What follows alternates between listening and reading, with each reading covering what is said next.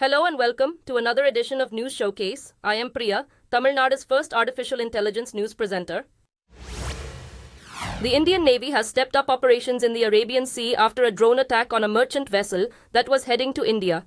A long-range patrol aircraft with surveillance capabilities and 3 frigates have been deployed to the region to protect merchant ships. The Liberian-flagged vessel Chimpluto, which was struck by a drone on Saturday, was examined thoroughly at the Mumbai harbour. The ship came under attack 200 nautical miles off the Indian coast as it was headed to the port in Mangalore.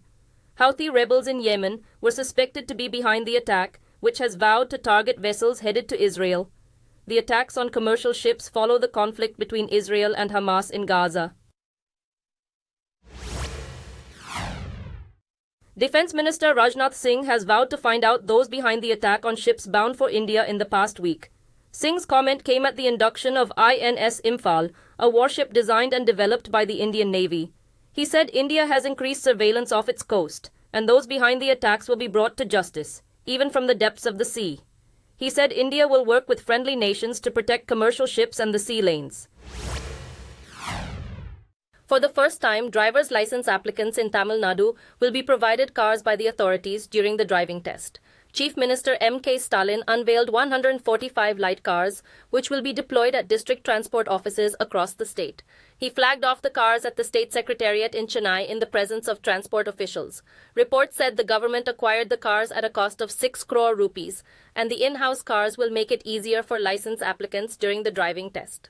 The legal age to acquire a driver's license in India is 18 years and above, and relatively easier to obtain when compared to strict requirements in other countries. Coastal communities in Tamil Nadu held remembrance ceremonies for those killed in the deadly tsunami, which struck the state 19 years ago.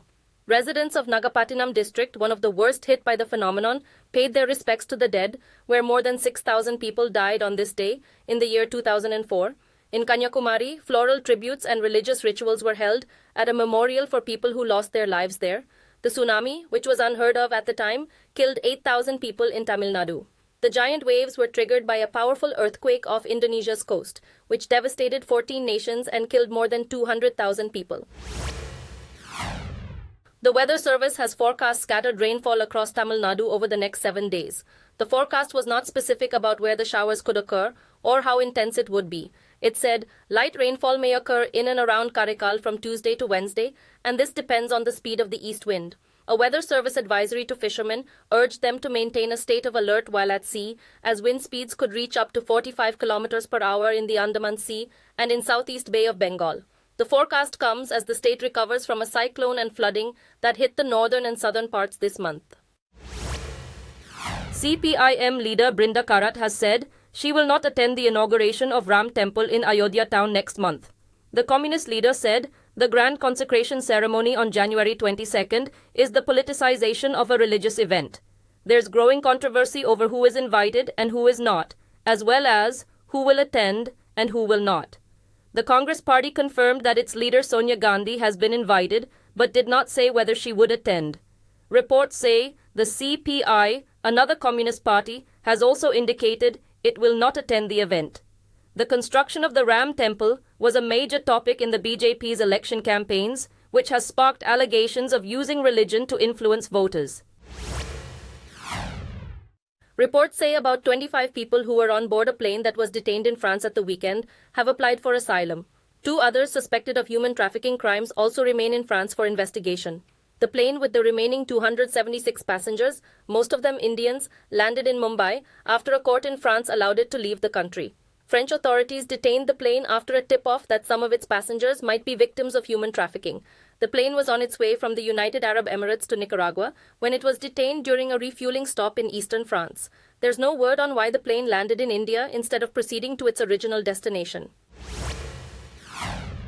Flights and train services were disrupted by heavy fog this morning as the temperature slipped to 7 degrees in Delhi and cut visibility to just a few meters across northern India. About 30 international arrivals and departures were hit by delays at the main airport. Reports in the morning said the disruptions could continue throughout the day. A statement from the air authorities said aircraft which are not equipped with Cat-3 landing systems will be affected, and it urged travelers to contact the airlines for updates. The arrival of more than a dozen trains bound for Delhi and other locations in the area were also delayed due to fog. Disruptions to transport systems and routine life is widespread and common during winters. News outlets broadcast this video of a tiger being sedated and captured in a village in Uttar Pradesh. After it was hit by tranquilizer shots, forest officials tried to grab its tail to subdue the animal. The tiger looked frightened as a large crowd turned out to watch the capture. It entered at Kona village from the tiger reserve in Pilibhit district on Monday before it climbed up a wall and stayed there. The tiger left the entire village sleepless, as it refused to move from the wall. Reports say the district is not new to tiger sightings, and at least 5 people have died in 4 months in attacks by tigers. Villagers have blamed the forest authorities for the forays by tigers into human habitats. A motorist has been charged in Himachal Pradesh after he drove his Thar Jeep through a river to bypass a long traffic jam during the holiday rush. This video was published by news outlets and widely shared on social media. Police said the driver of the vehicle in Chandra River was booked to discourage others from attempting similar drives. There was a growing number of comments disapproving the adventure. Reports say police have been deployed near the river to prevent such incidents. Reports on Saturday said more than 1 lakh tourists reached the Himalayan state to spend their Christmas and New Year holidays.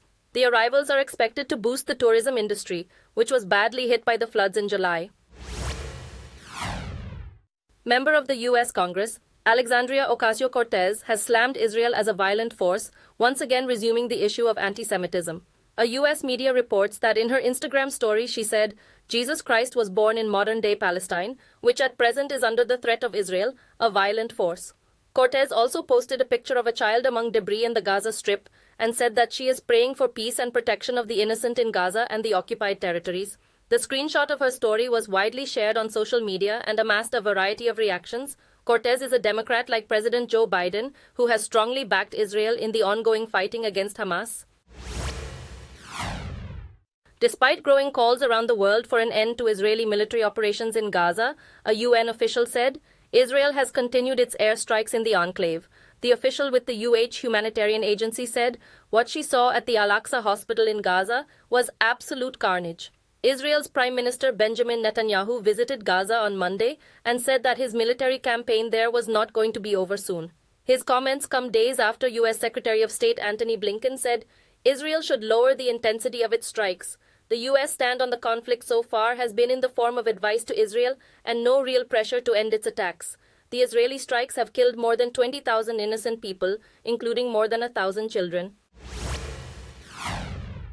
Russia's defense minister has said his troops have overrun the key town of Marinka in eastern Ukraine, a claim immediately denied by Ukraine. Sergei Shoigu told President Vladimir Putin that assault units had taken the area just outside Donetsk, a Russian-held regional capital.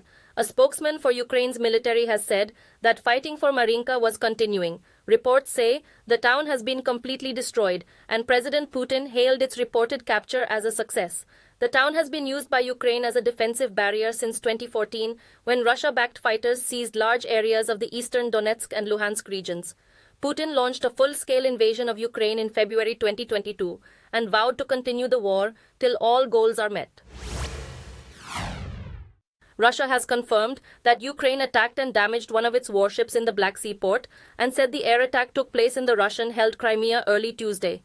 The Ministry of Defense said the large landing ship was struck by guided missiles from a Ukrainian aircraft. The head of the Ukrainian Air Force said earlier that its warplanes had destroyed the ship. The Russian-backed head of Crimea said 1 person was killed in the attack, 6 buildings were damaged, and a small number of people were taken to temporary shelters. Reports said the port's transport operations are said to be functioning as normal after the area was cordoned off, while a fire caused by the attack was extinguished.